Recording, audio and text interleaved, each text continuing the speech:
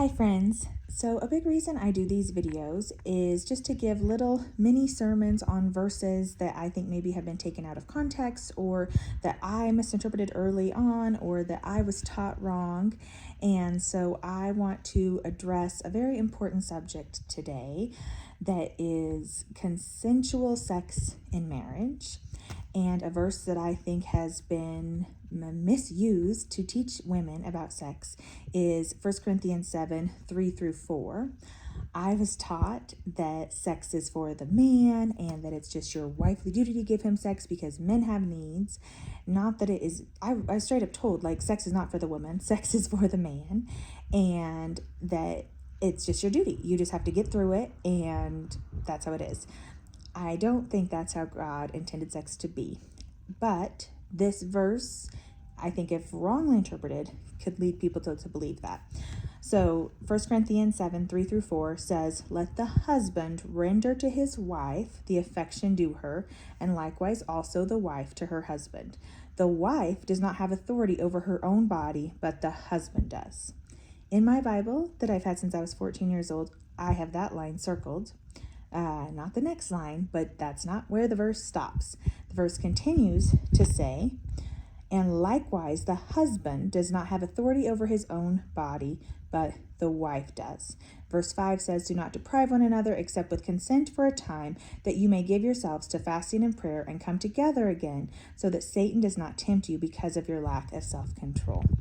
And so what I want to say is, for most of my marriage, I thought the wife doesn't have authority over my body, so the husband has authority.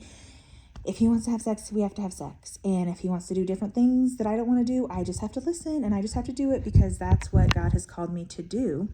But if you look at all of the scriptures about marriage in the Bible, Ephesians 5, 1 Peter 3, they all give a charge to the wife and the husband, and none of them actually say the husband should get to take advantage of the wife. And years ago, someone did tell me, you can be raped in marriage.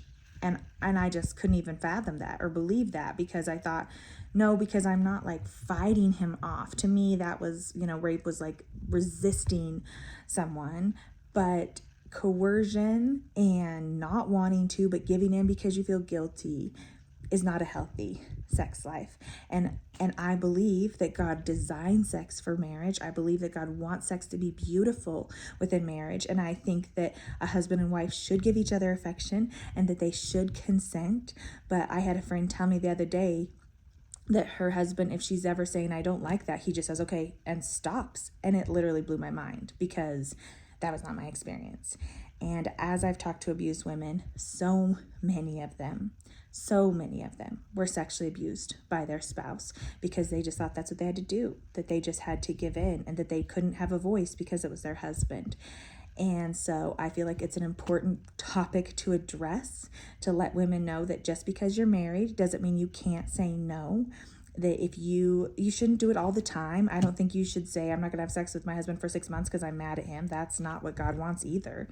But your husband should love you enough to respect you and say, "Okay, we don't have to do it tonight."